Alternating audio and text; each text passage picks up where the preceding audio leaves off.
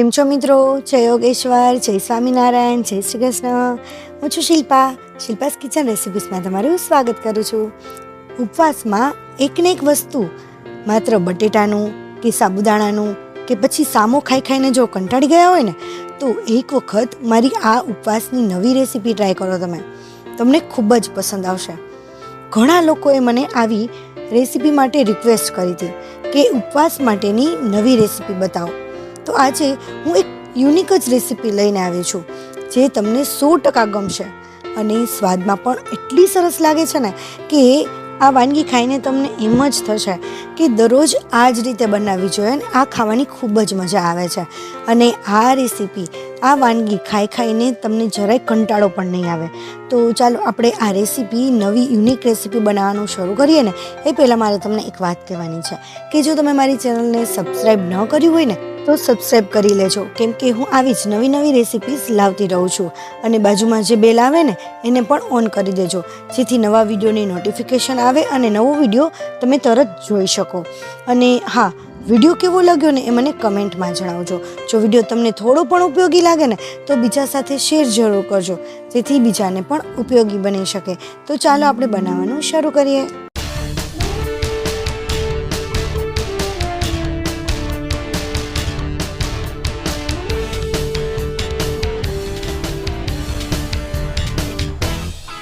અહીંયા મેં નાની એવી દૂધી લીધી હતી અને એને સરસ છાલ કાઢી અને ખમણી લીધી છે. આપણે કોઈ પણ નોર્મલ ખમણી હોય એનાથી જ ખમણી લીધી છે અને પાણીમાં સરસ રીતે ધોઈ લેવાની છે અને પાણીમાં લગભગ 10 મિનિટ પલાળી રાખવાની છે.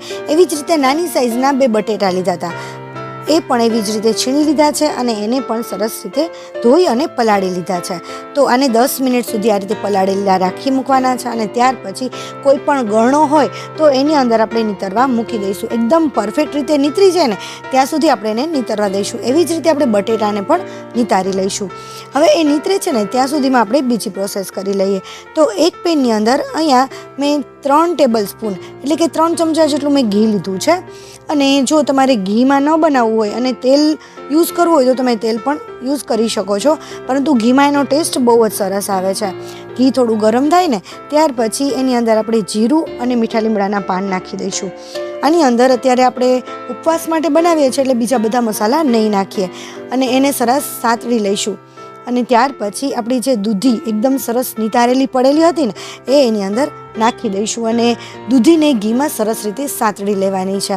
અને મિત્રો, જો તમે બીજા કોઈ મસાલા આની અંદર નાખવા માંગતા હોય વઘારમાં, જેમ કે વરિયાળી છે, તલ છે, તમે જે ખાતા હોય એ તમે આની અંદર એડ કરી શકો છો. એનાથી પણ ટેસ્ટ સરસ આવે છે.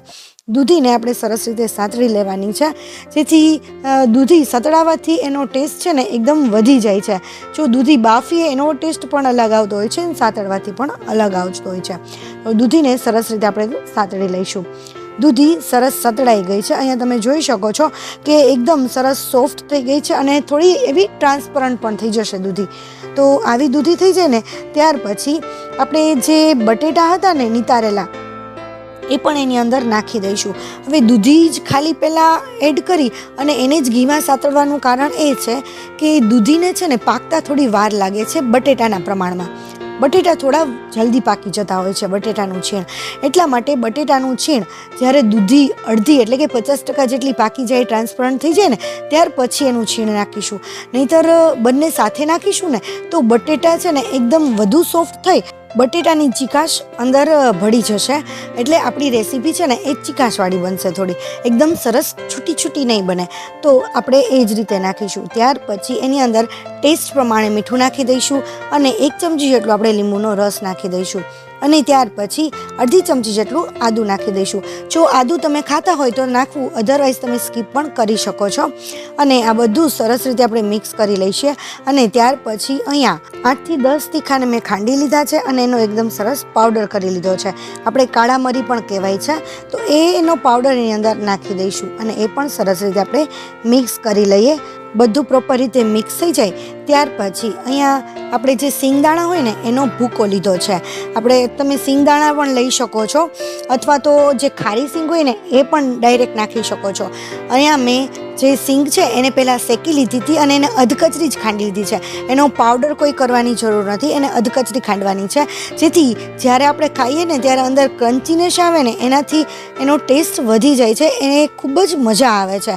અને જો ઘણા ઉંમરવાળા હોય અને દાંત ન હોય તો એકદમ ભૂકો કરીને પણ એની અંદર નાખી શકે છે. અને ત્યાર પછી અહીંયા મેં સામો લીધો છે. આપણે જે રેગ્યુલર સામો ખાઈએ છીએ એ સામો મેં પલાળી લીધો હતો, સરસ સાફ કરી લીધો હતો. એ 5 થી 6 ચમચી જેટલો અંદર એડ કરીશું. અને અહીંયા સાબુદાણા છે, તો આ સાબુદાણાને મેં પલાળી લીધા હતા લગભગ 1.5 થી 2 કલાક સુધી. અને ત્યાર પછી 5 થી 6 ચમચી જેટલા એમાં સાબુદાણા એડ કરીશું અને બધું સરસ આપણે મિક્સ કરી લઈએ.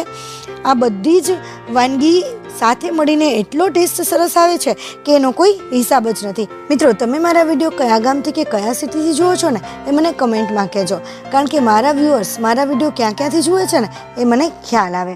મિત્રો, બધું સરસ મિક્સ થઈ જાય ને ત્યાર પછી અહીંયા મોટી સાઇઝના 2 ટમેટાં લીધા છે, એને સરસ આ રીતે ઝીણી કટકી કરી લીધી છે, એ પણ આપણે એની અંદર એડ કરી દઈશું અને એને પણ સરસ મિક્સ કરી લઈશું. હવે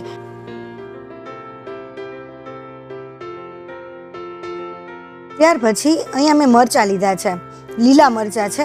આપણે અહીંયા લાલ મરચું નથી નાખતા, એટલા માટે લીલા મરચાં તમે તમારા ટેસ્ટ પ્રમાણે નાખી શકો.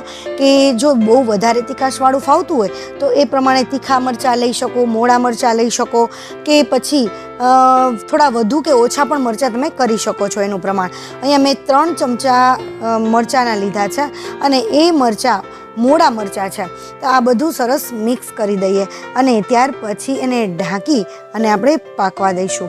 ઢાંકીને આપણે ત્યાં સુધી પકાવશું કે જ્યાં સુધી આપણા જે સાબુદાણા છે ને એ એકદમ સરસ ટ્રાન્સપરન્ટ થઈ જાય અને જે સામો છે ને એ પણ સરસ રીતે પાકી જાય, ત્યાં સુધી આપણે એને પકવીશું.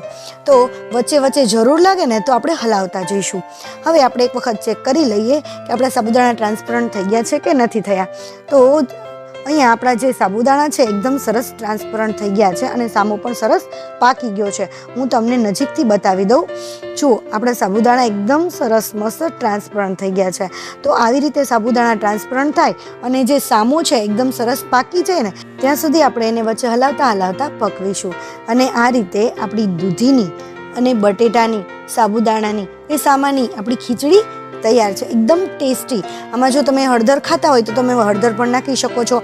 અને મીઠું અહીંયા મેં સિંધાલુણનો યુઝ કર્યો છે, હું તમને કહેતા ભૂલી ગઈ છું.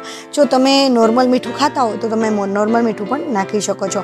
અને કોથમરી નાખી અને ત્યાર પછી એને સર્વ કરીશું. મિત્રો, તમને મારી આ રેસીપી કેવી લાગી ને એ મને કમેન્ટમાં કહેજો. અને જો તમને થોડી પણ ઉપયોગી બની હોય કે તમને ગમી હોય ને તો લાઈક ના કરો તો ચાલશે, પરંતુ તમે બીજા સાથે શેર જરૂર કરજો, જેથી બીજાને પણ ઉપયોગી બની શકે. આવી જ નવી નવી રેસીપી જોવા માટે ચેનલને જો સબસ્ક્રાઈબ ના કર્યું હોય ને તો સબસ્ક્રાઈબ પણ કરી લેજો. Thank you for watching. નવી રેસીપી અને નવા વિડીયો સાથે ફરીથી મળીશું. ત્યાં સુધી બાય બાય, ટેક કેર.